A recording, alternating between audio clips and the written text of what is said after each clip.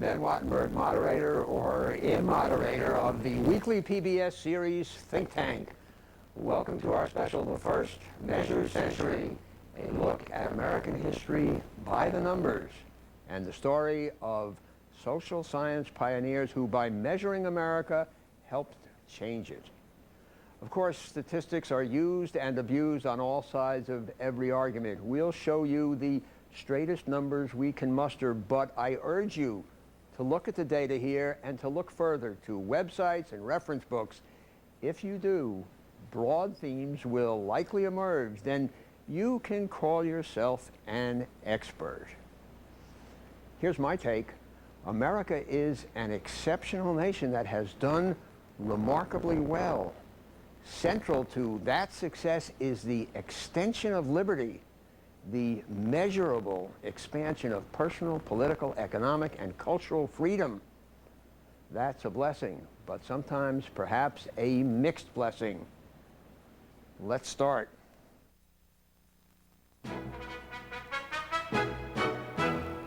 (1893), Chicago. Our story of the first measured century begins at a World's Fair celebrating the 400th anniversary of Columbus's arrival to what Europeans called the New World. For the 27 million visitors to the fair, it was a window to the near unimaginable changes to come in the next century. Like a giant department store where everything is bigger and better, the fair showcased the products of progress. There was the 22,000-pound block of cheese from Canada, and the world's largest cannon measuring more than 43 feet in length and weighing 132 tons from Germany. Measurement was in style. Numbers even defined the standards of beauty. Scientists compiled the measurements of 40,000 college students. Artists used the statistics to create these statues of the ideal man and woman. It was already clear that America would see the new century through data-colored glasses. Just outside the fairground, one of the great promoters of the day, William Cody, was staging a production of his own. 3 times a day, Buffalo Bill's Wild West show celebrated the daring do of gunslinging cowboys and Indian warriors. For a new generation of Americans, this was as close as they would ever come to the legendary experience of the American frontier.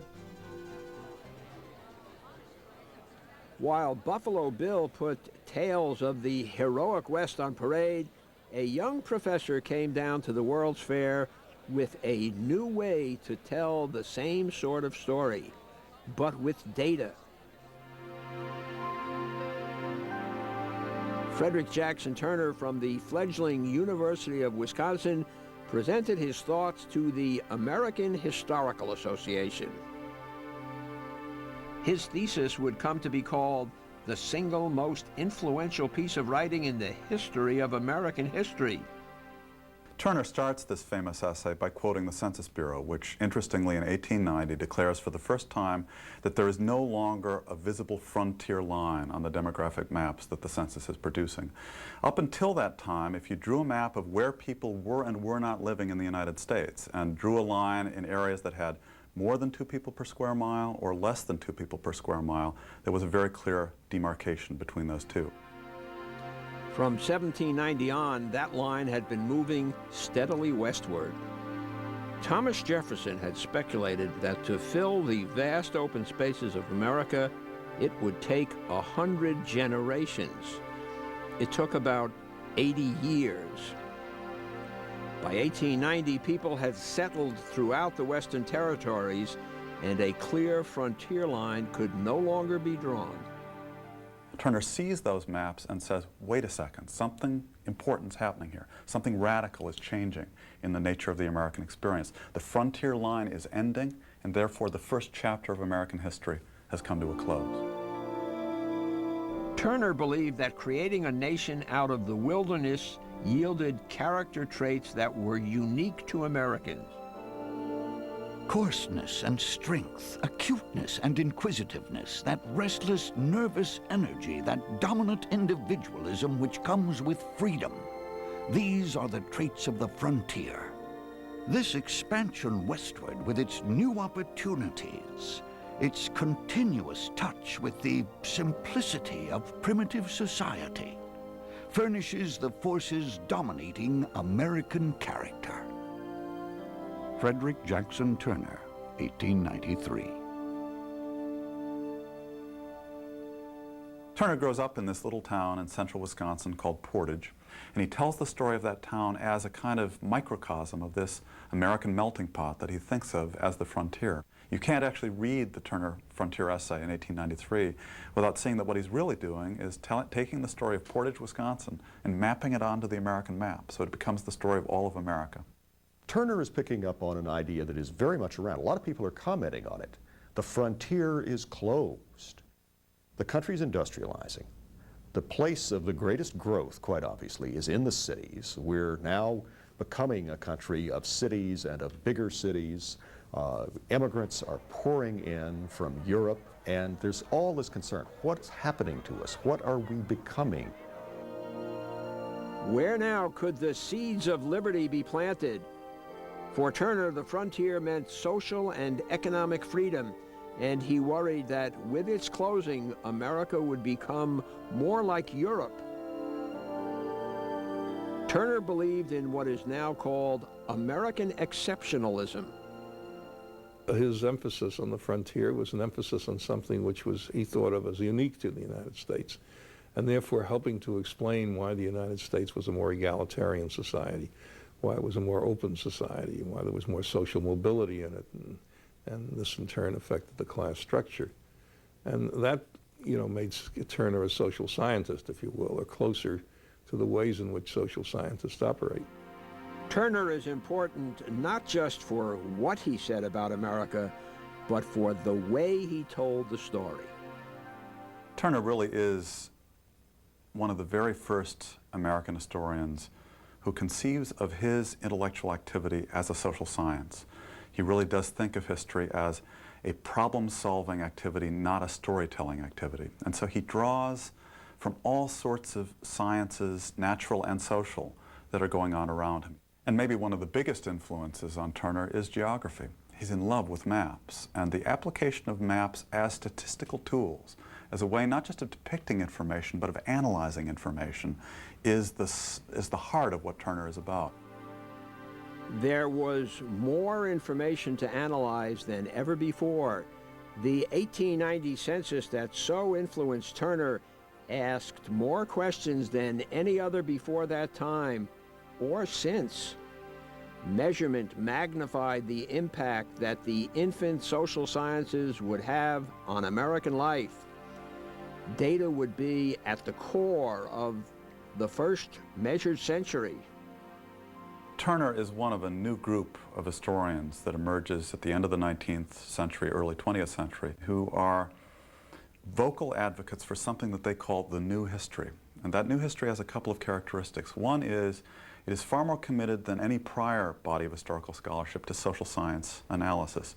It tries to use statistics. It uses the kind of data that historians had not used much up until that time in order to gain new insights and make new arguments. And then the other strand of the new history is those new insights, those new arguments, are pointed toward political interventions, very explicit political interventions, to say history can make a difference to policy.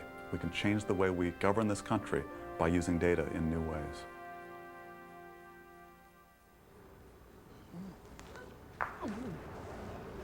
Bella Boccia. So a new history based on data and social science was linked to politics from the very start. A social science controversy surfaced in a policy arena most Americans today would find antisocial and unscientific. For just as Turner was warning of the closing frontier, a new wave of immigrants from Southern and Eastern Europe was coming into neighborhoods like this one, Little Italy, here in Baltimore. The immigrants brought their languages, their cultures, and their talents. But at the turn of the century, a school of thought now called scientific racism used the tools of social science to label the newcomers as unfit for self-government, unable to become real Americans, and in fact, biologically inferior. Here's how the field of play was set up at the time.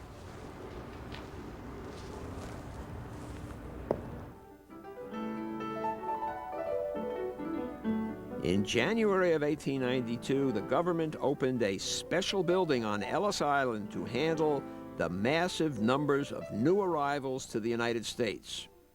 Throughout the early 1800s, immigration rose and fell with the famines and wars of Europe. But starting at about 1880, there began an extraordinary migration on a scale unheard of before or since. By 1930, more than 28 million people immigrated to the United States. That's on a base population of only 50 million people in 1880. Each year between 1905 and 1907, more than 1 million people entered the country. At the peak of immigration, almost 15% of the national population was foreign-born. In many cities, immigrants made up more than 50% of the population. The American economy was usually booming, and workers came from all across Europe, drawn by the promise of jobs and by something else. The overwhelming number of immigrants who came to the United States in the late 19th and early 20th centuries were really in search of economic opportunity. But they were also concerned, and this was especially true of minority groups in parts of Southern and Eastern Europe, in political liberty, the ability to participate in the political system, to function in the world without the oppressiveness of a totalitarian regime. The pull of the United States and its attitude of religious liberty was very, very great. Through the early 1800s, immigration to America had looked like this: primarily English, Scottish, German, and Scandinavian. But between 1880 and the 1920s, the flow changed. Eastern and Southern Europeans made the move to America in record numbers. Unlike the Scandinavian and German immigrant farmers of the 19th century, the new immigrants clustered in the cities.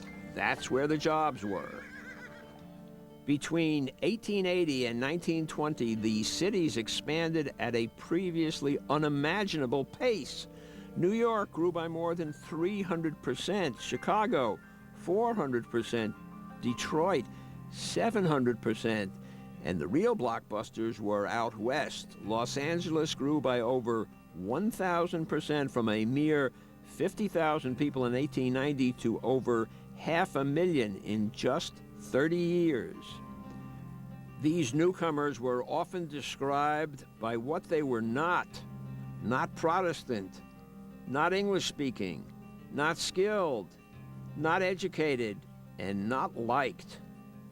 The newly arrived immigrants found themselves in a hostile and alien environment, in its way similar to the frontier described earlier by Frederick Jackson Turner.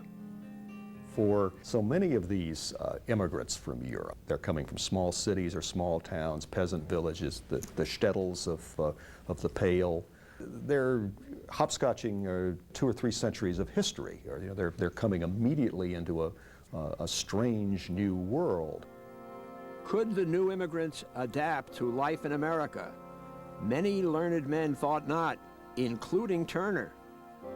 It is obvious that the replacement of the German and English immigration by Southern Italians, Poles, Russian Jews, and Slovaks is a loss to the social organism of the United States. The congestion of foreigners in localities in our great cities, the increase in crime and pauperism attributable to the poorer elements, all these are presented by this transformation of our immigration. Frederick Jackson Turner, 1901. And Turner, it turned out, was a softie. Another prominent social scientist, Francis Walker, a superintendent of the census and later president of MIT, had this to say: The entrance of such vast masses of peasantry, degraded below our utmost conceptions, is a matter which no intelligent patriot can look upon without the gravest apprehension and alarm. They are beaten men from beaten races. They have none of the ideas and aptitudes such as belong to those who are descended from the tribes that met under the oak trees of old Germany to make laws and choose chiefs. Francis Walker, 1896. Good old democratic Germany. We've come to think of race in this country almost entirely in the binary terms of black and white. But at the turn of the century, there were upwards of 36 in some schemes, 75 in other schemes, races. And the largest difference being the divisions within what we now think of as being one white race. One scientist named William Ripley, believe it or not, identified a hierarchy of 3 fundamental white racial types in Europe by measuring head shape: the long-headed blonde Teutonic type, the short-headed brunette Alpine, and the long-headed dark Mediterranean, the Jews, Italians, Slavs, and Greeks. Surprised, the new immigrants from Eastern and Southern Europe were ranked at the bottom of the scale. This was the age of science, and science in this time, social science as well as physical science, measuring everything from heads to leg length to nose size, was used to bolster discrimination. Now, in the United States, there was an increasing attention to eugenics, the belief that you could improve the human condition and improve human stock by careful breeding. Improving the American breeding stock was the goal of a Chicago biologist named Charles Davenport. In 1910, with a grant from, of all places, the Carnegie Foundation, he established the Eugenics Record Office. The population of the United States will, on account of the great influx of blood from southeastern Europe, rapidly become darker in pigmentation, smaller in stature, more given to crimes of larceny, kidnapping, assault, murder, rape, and sex immorality. And the ratio of insanity in the population will rapidly increase. Charles Davenport, 1911. For eugenicists like Davenport, race and character were fixed and immutable. Biology was destiny. No matter how much philanthropy, no matter how much education, no matter how much learning and pulling oneself up by the bootstrap, they were confounded to some sort of state of inferiority. Leading the opposition to this nativist view was a German Jewish immigrant who got his start in one of the coldest places on earth. In 1883, a young scientist named Franz Boas traveled to Baffin Island in the Arctic Circle. While studying Eskimo customs, Boas began to develop one of the most important concepts in modern anthropology. At the time, tribal groups like the Eskimo were considered primitive and uncivilized. Northern European society was seen as the pinnacle of evolution, culturally, racially, and biologically.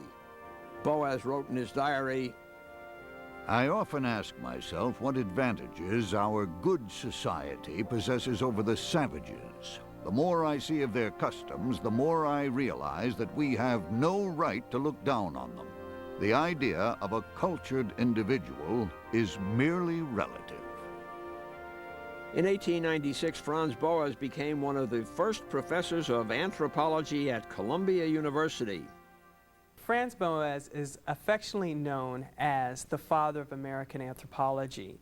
He has made a number of contributions. The first is delinking race from language and culture and making persuasive arguments that people and cultures do not go from savage, barbarian to civilized. Cultures are not better nor worse than any others. They're just equally complex and equally important on their own merits. In 1907, Boas began an intensive study of close to 18,000 children of European immigrants. The results were published as Changes in Bodily Form, part of a 42-volume congressional study on immigration. Boas measured height, weight, head shape, and other physical traits, all cross-tabulated by whether his subjects were born in Europe or America and how long they had lived in America. The results showed that in just one generation, the head shapes of children of long-skulled Nordic immigrants and those of the round-headed Slavic and Jewish immigrants were quickly becoming more like each other. In effect, once in an American environment eating an American diet, the children were physically becoming more like American children. Boas was actually at a loss of words to really explain this, but he was demonstrating that the actual shape of people's bodies changed in the environment of the United States, which was actually quite profound. And what that implies is that the hereditarians have it completely wrong. I mean, they're talking about immutable types. They're talking about unshakable characterology. They're talking about a kind of being, a racial being that's etched in stone that will never change. And he's saying, well, look right before your eyes, right here among these throngs that you're so worried about here in the New World, we can see changes, and quite rapid ones at that. Throughout his life, Boas continued to argue that environment played a key role in shaping individuals. But eugenicists turned to another way of sorting out the races. In the early 1900s, the American scientist H.H. Goddard was in the vanguard of those promoting the newly invented intelligence quotient, the IQ test. Goddard outlined a scale of feeble-minded intelligence. At the very bottom were the idiots, barely able to function. Next came imbeciles, mentally 4 to 10 years old and capable of only simple tasks. And Goddard added another stage, just on the edge of normal intelligence, the moron. The thing that made morons, in Goddard's estimation, so important is that morons were thought to be functioning enough that they could actually enter society and take part in society. And they, as workers, as voters, and most importantly for Goddard, as procreators, as family members. They would be the mothers and fathers of the future generations of Americans. In 1917, America entered the First World War. Millions of young men were mobilized to join the fight. Eugenicists saw an opportunity to gather a huge test sample. Lewis Terman of Stanford University convinced the Army that IQ tests could help sort the draftees according to their mental ability. Almost 2 million soldiers took the new tests. The written or alpha test included questions about American popular culture, the brand names of products, and even the location of a university. If the draftee failed the alpha test or was unable to read, he was given the verbal beta test. He had only a few minutes to look at pictures and draw in what was missing. In looking at the intelligence tests, especially the verbal intelligence test, there was a tremendous cultural bias that was involved. Often an immigrant would be shown a picture of a tennis court and asked, what's missing from this picture? Well, if you're an Eastern European Jew fresh from the shtetl, you'd hardly be aware of the fact that there was a tennis net missing from the picture of the tennis court. So scientific racism itself isn't new, but what is new in this period is the level of influence that science is having on policy debates and on policy itself. Eugenicists seized on the Army IQ tests to prove to Congress that the races of Southern and Eastern Europe were a threat to the biological makeup of the nation. Henry Laughlin from the Eugenics Record Office testified before Congress that more than 75% of the new immigrants were feeble-minded. Based on such testimony, in 1924, Congress passed sweeping restrictions on immigration. the new law set quotas for incoming immigrants equal to 3% of the number of a given nationality living in America in 1890, 35 years earlier.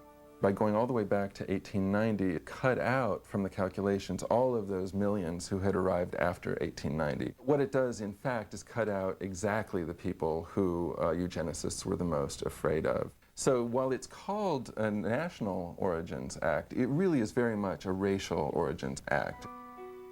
Following the 1924 Act, immigration slowed way down until well after the Second World War. If many Americans didn't like immigrants, many immigrants did like America. Some, in fact, were ecstatic. In 1908, at the height of immigration, the most popular play on Broadway was called The Melting Pot. Written by Israel Zangwill, an immigrant playwright and political activist, it became a box office smash. America is God's crucible, the great melting pot where all the races of Europe are melting and reforming. Here you stand, good folk, in your 50 groups with your 50 languages and histories, and your 50 blood hatreds and rivalries. A fig for your feuds and vendettas. Germans and Frenchmen, Irishmen and Englishmen, Jews and Russians, into the crucible with you all. God is making the American. Zangwill knew what Franz Boas knew. In time, most immigrants become Americans. It has nothing to do with biology and everything to do with liberty.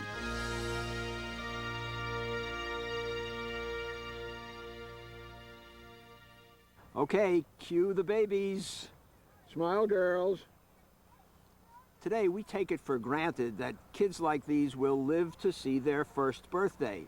But back in 1900, more than 1 of every 6 American infants, 1 in 6, died before the age of 1.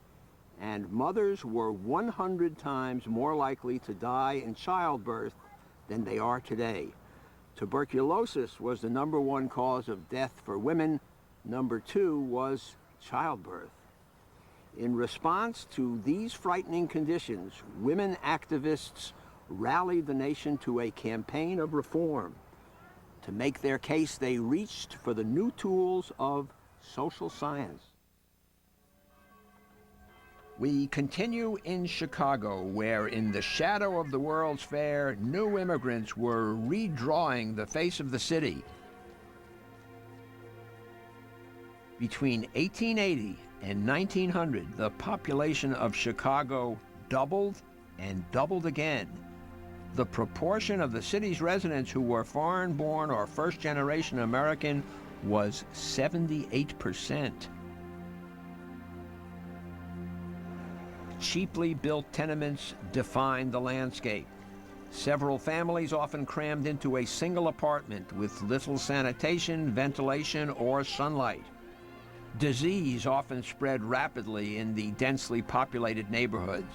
The death of an infant from cholera, tuberculosis, and even simple diarrhea was a common fact of life. Horrified by the conditions in the city, small groups of university-educated women began volunteer organizations called settlement houses.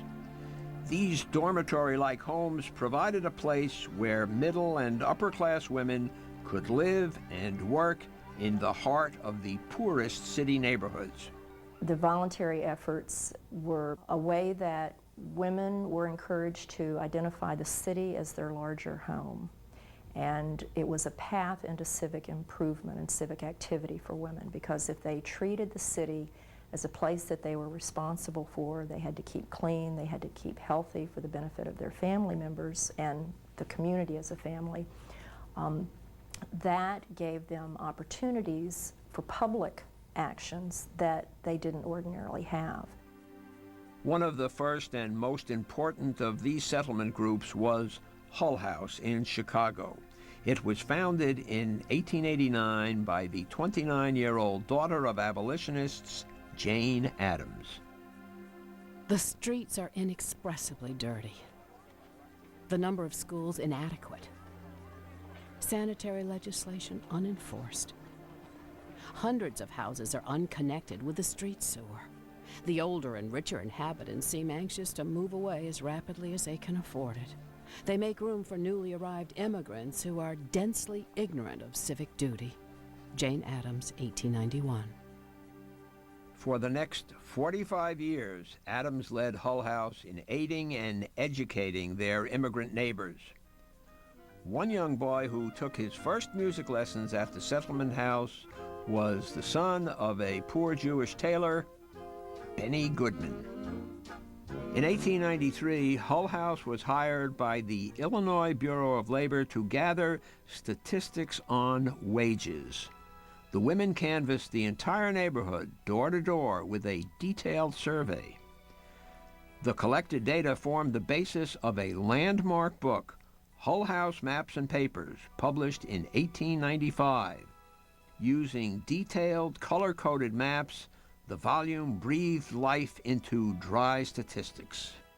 And the map showed you, for any building, the wages of the residents in that building, and then another map showed you the nationalities of the people in that building. So you could look and see block by block, even building by building, where wages were falling out and which nationalities were stacked next to each other in this ward. The nationalities map showed 18 different ethnic groups in the 1/3 square mile neighborhood around Hull House. Italian families, marked in blue, clustered to the north, and Poles and Russian Jews, noted in red, lived to the south. The neighborhood even had its own red light district. The lots in white indicated brothels, most of which were occupied by native-born women, both white and black, not by immigrants. The wage map showed the average income in the area was only about $7 a week.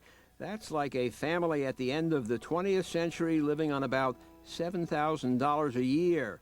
The lots in black show that most Italians made less than $5 a week and were unemployed much of the year. And one of the things that the women at Hull House were very anxious to demonstrate was that the people in their neighborhood were not vicious, that they were not drunken, lazy bums, but were impoverished because of low wages, because of the conditions in which they worked. They thought that poverty was not a result of sin, but rather a result of social conditions, and that it was society's responsibility to address poverty, both the living conditions and health and welfare. Hull House Maps and Papers used data to make a case for political action.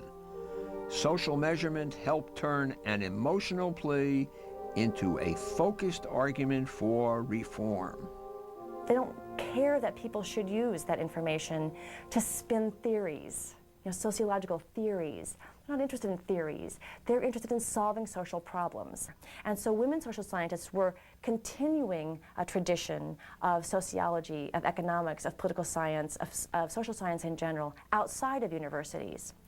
And that stream of social science thought, that stream of social science practice, continued to marry moral imperatives to the collection of data.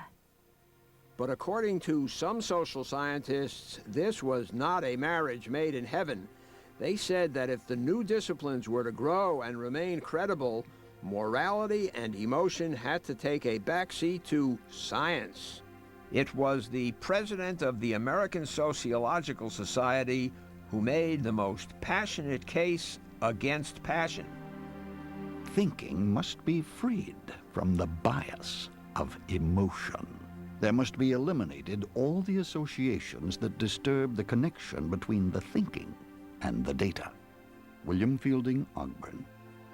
Ogburn had refined his views while teaching at the two institutions that led the way in the new field of American sociology, Columbia University and then the University of Chicago, just a stone's throw away from Hull House, at which he occasionally threw stones. Desire has a strong selective influence in causing particular data to be noted and other data not to be noted. Theories suggested by such facts have a strong probability of being untrue in varying degrees, offering false solutions. But for Jane Addams and the women activists, collecting data was more than just an academic exercise. Women did not have the national right to vote. Numbers were a source of power. Armed with statistics, women's groups mobilized across the country. There were millions, literally millions of women involved in progressive reform activities in the early 20th century. Women not only in the settlement movement, but women in organizations like the General Federation of Women's Clubs, in the Women's Christian Temperance Union, the Daughters of the American Revolution, some groups that we much later would associate with conservatism, not progressivism, were in the early 20th century very much a part, in fact central, to progressive reforms. And in 1912, Congress created the Children's Bureau under the Department of Labor. Jane Addams and her network of women's groups persuaded President William Howard Taft to appoint a woman as chief of the Bureau. Julia Lathrop became the first woman to head a federal agency. One of the original residents of Hull House and a co-author of Maps and Papers, Lathrop firmly believed in the power of data. We do not know how many children are born each year, or how many die, or why they die. We need statistics of nativity and mortality. Homeless and neglected children are going to be better cared for, because we're going to do more for all children as we begin to know more about the problems of childhood in general. Julia Lathrop, 1912. The Children's Bureau studies revealed that infant death was often caused by unsanitary conditions, contaminated water, and by the lack of adequate health care. In homes without running water, infant deaths were 40% higher. And as the father's income fell by half, infant mortality doubled. Lathrop searched for an approach that would be both helpful and politically feasible. She decides that the education of pregnant women and new mothers would be one of the ways that she might help to decrease infant and maternal mortality. So she mounts an educational campaign to help women learn about the value of prenatal care, for instance, about the kinds of nutrition that pregnant women need to have, the kinds of exercise that they need to have in order to have a healthy delivery. And she mounts an educational campaign about the healthiest ways to raise babies.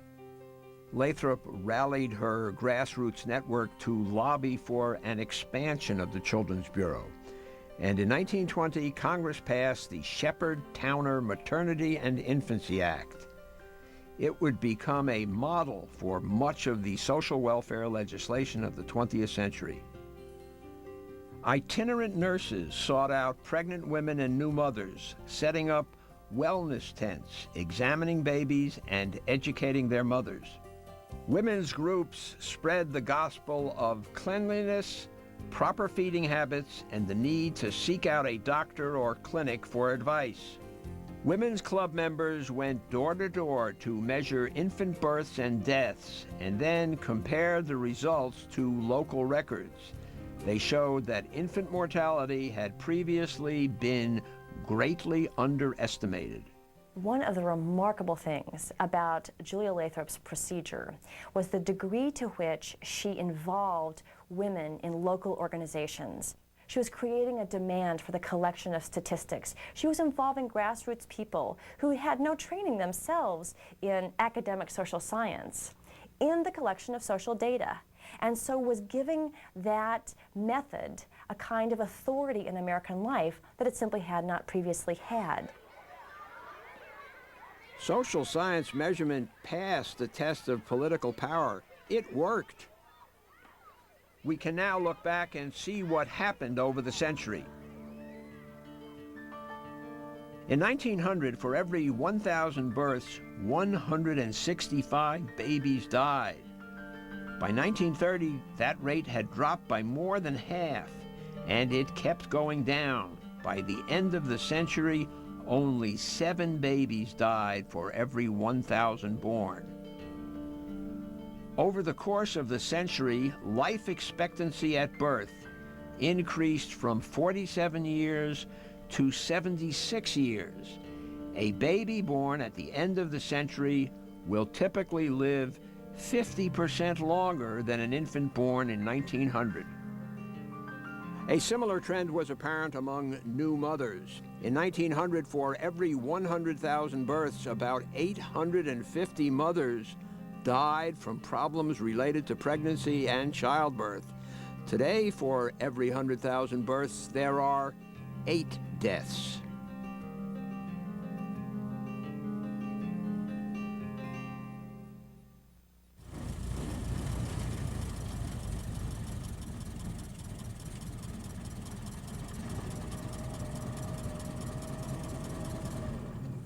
Thank you, Morris. Why don't they let me drive once in a while?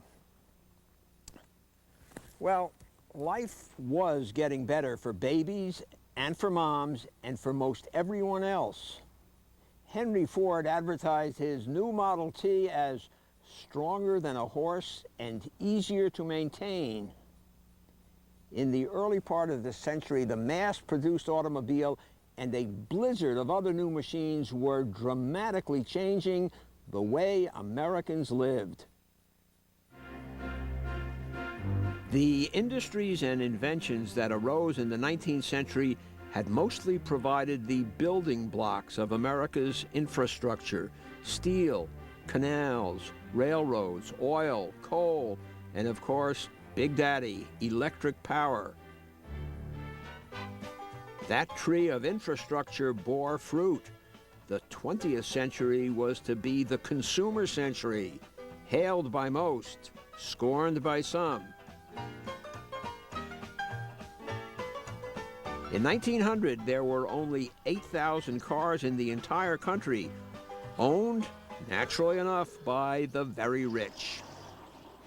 But by 1925, a new Model T was rolling off the assembly line every 15 seconds. By 1930, there were more than 26 million cars, used by about half the population.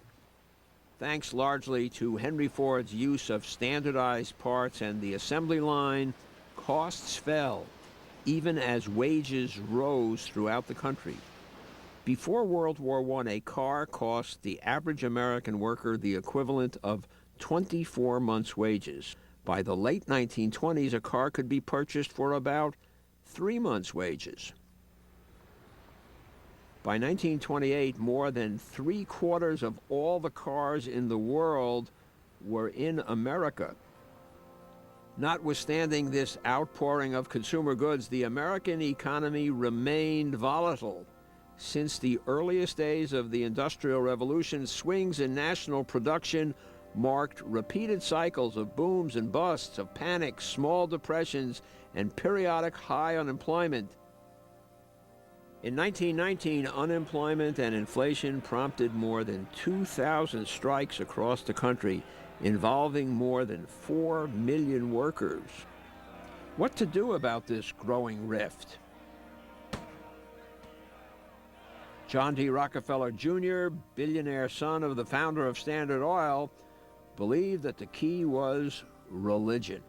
In the spirit of the time, he sought data and funded a survey of religious attitudes. The young man chosen to head the study was not a social scientist, not yet. He was a social activist, Robert Lind. While training to be a minister, Lind lived and worked in the difficult conditions of an oil camp in Elk Basin, Wyoming, owned by Rockefeller's Standard Oil. My dad, after his summer in Elk Basin, published 2 articles in which he criticized the long hours, the low pay, the social isolation. And in fact, the story at our family table was that he wrote a letter to John D. Rockefeller Jr. and asked him for a contribution to the project of building a community center for the women in Elk Basin. The story is that John D. Rockefeller replied and said that Standard Oil had had a hard year and he wasn't in a position to contribute. Despite young Bob Lynn's public attacks on one of the most powerful men in America, or perhaps because of it, he got the job. Lynn's new wife, Helen, a graduate of Wellesley College, joined him in the investigation. Together, the Lynns searched the Midwest for a sample community that they hoped could represent mainstream America. In 1923, they found what they were looking for in Muncie, a small city of 38,000 people in Lynn's home state of Indiana, 40 miles to the northeast of Indianapolis. Their subsequent book, a smashing bestseller still in print, would be called Middletown, and it would make Muncie the most studied community in the world.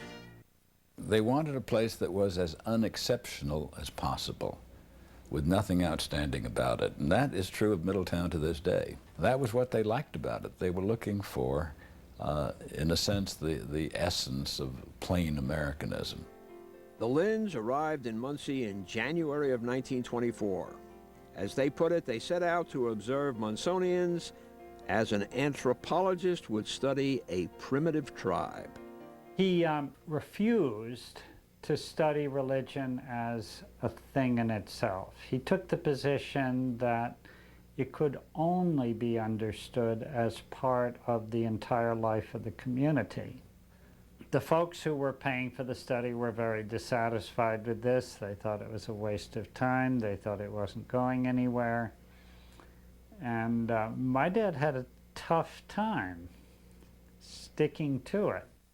They took up residence in Muncie and tried to become part of the fabric of the community. It was a conservative culture. It was a community that reflected the influence of late 19th century Southern attitudes. The Lynns had a series of questionnaires where they would survey the attitudes of high school students, they would survey the attitudes of housewives, they would survey the attitudes of the people on the street. No one had done a small city survey of the type that the Lynns proposed to do. Several survey questions measured patriotism in Muncie. The Lynns showed high school students the statement that the United States is unquestionably the best country in the world. More than 90% of the students agreed. Clearly, they believed that America was a most exceptional place. Robert and Helen Lynn tried to capture how life in a small heartland city had changed between 1890 and 1925. To establish their timeline, the Lynns used data from Census Bureau records along with the personal recollections of Munsonians drawn from hundreds of interviews. They made long lists of goods that could be found in the home of 1924 that were unheard of in the Muncie home of 1890.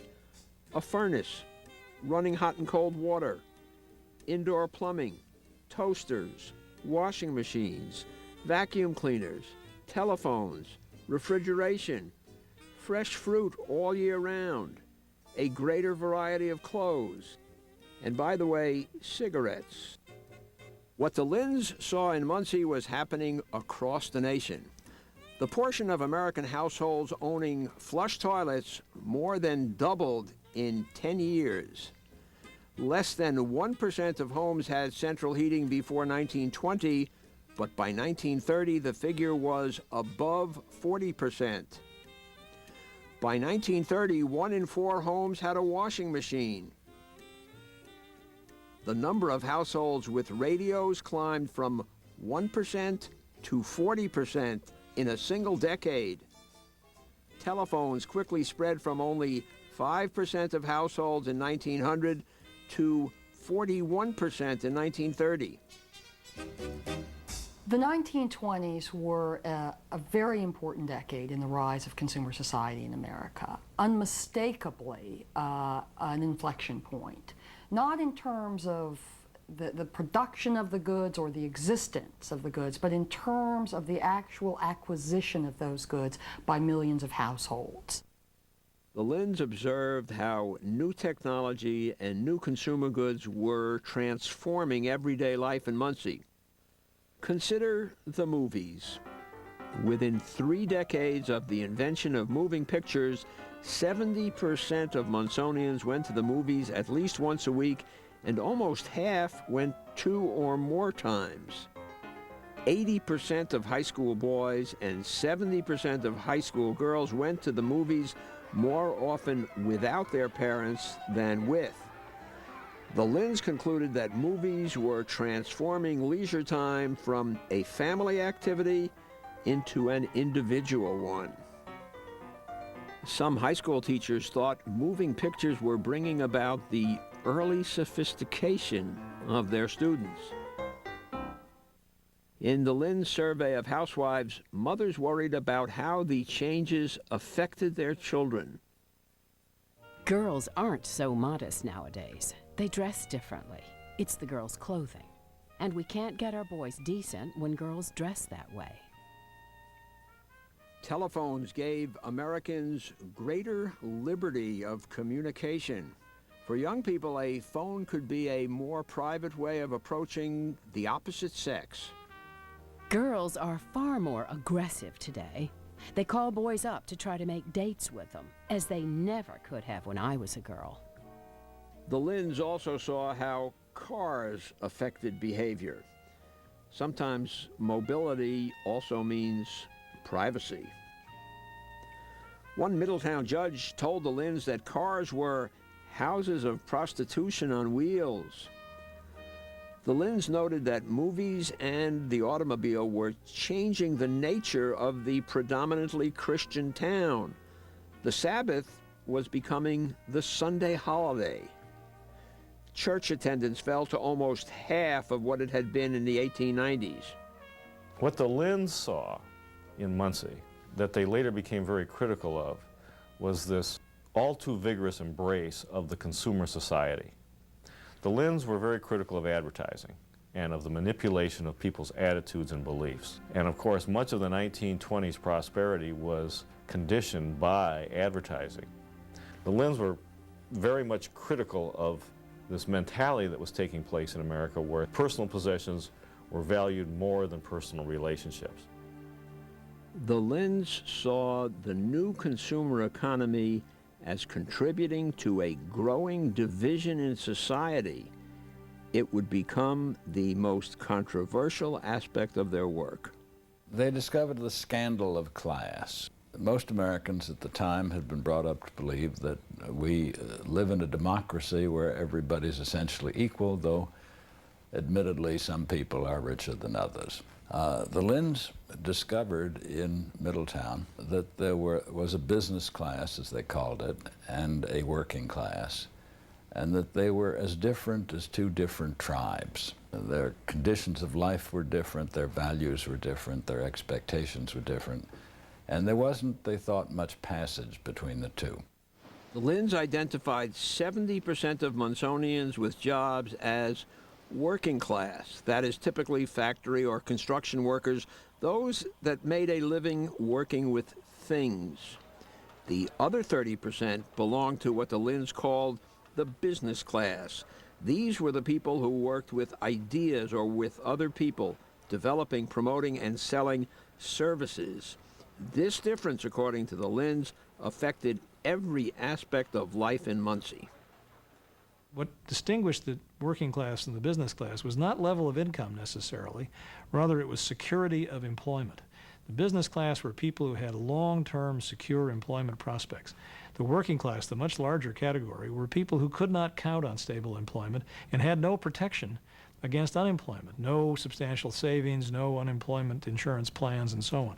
So their lives, the working class lives, were characterized by volatility and insecurity to a degree that simply wasn't true of this other category of people. When the Linds published Middletown in 1929, it was an instant hit. They had tapped into Americans' growing love affair with data. Critics took a variety of messages from the Linds' work. There's a great debate, I think, that quietly but consistently rages about whether the rise of consumer society has been on net a good thing for Americans or not. Americans have voted with their feet. I think it's hard to see a lot of commerce as anything but, at some core level, a set of elections. No one forced Americans to buy movie tickets or mass-produce lipstick from Max Factor or baked beans. They chose to do that. The Linds focused on class differences just when class itself was changing. They're looking at two processes. One is they show class to us, working class, business class, but the other is the progress of modernization. And the progress of modernization actually muddies up the class distinction that they want to make. People are getting washers and refrigerators, indoor plumbing. We have cars, not for all the lower class, but everybody's thinking about getting a car if they don't have one. Case in point, the rich man's car was likely to be luxurious and perhaps chauffeur-driven. But a working-class car performed exactly the same function. It took a passenger from point A to point B faster, easier, and cheaper than a horse and buggy. All car owners enjoyed an increase in their liberty of mobility. Like the car, many of the new consumer goods were liberty multipliers. Call them liberty machines. The radio and the movies let middle-class folks hear and see the same entertainment as rich people. The telephone, once a rich man's toy, provided the liberating force of communication for millions. Middle-class women may not have had servants, but washing machines and vacuum cleaners could offer the liberty of time off from housework.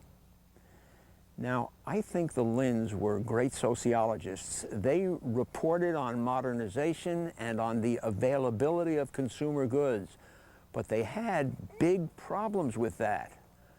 By my lights, what the Linds didn't quite get is that consumer goods were eroding class differences and actually leveling the playing field.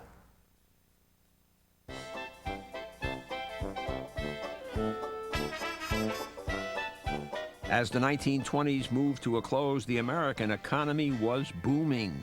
Things looked good for most Americans. The new president, Herbert Hoover, commissioned a vast study called Recent Social Trends. He hoped that it would do for the entire nation what the Linds had done in Muncie. The fact that Herbert Hoover, of all people, commissioned this group of social scientists to write Recent Social Trends is a reminder that Hoover comes out of this older progressive tradition of looking to social scientists and looking to reliable data as a way of making political policies. When it was finally published in 1933, Recent Social Trends ran to 1,700 pages, 29 chapters, and 2 volumes. To this day, it remains revealing reading. It used statistics to describe how America had changed between 1890 and 1930. The president of the American Sociological Society, William Ogburn, was in charge of research. Ogburn, recall, had criticized activist sociologists like Jane Addams. In Recent Social Trends, he tried to completely separate social science from politics and ideology, with mixed results. Among the top social scientists chosen for the study were Robert Lind, only months after the publication of Middletown. One of the few women to work on the project was Julia Lathrop's protege at the University of Chicago, Sophonisba Breckinridge. In a chapter on women's activities outside the home, Breckinridge noted a shift we often think started only recently. Between 1900 and 1930, the percent of married women who work doubled, rising from 6% to 12%. Looking at the American family, William Ogburn noted a familiar-sounding trend. The divorce rate was on its way up. It doubled in 30 years. Our culture may be conducive to further increases in divorce unless programs are instituted to counteract this tendency. If present trends continue, 1 in 6 marriages of the present year will end in divorce.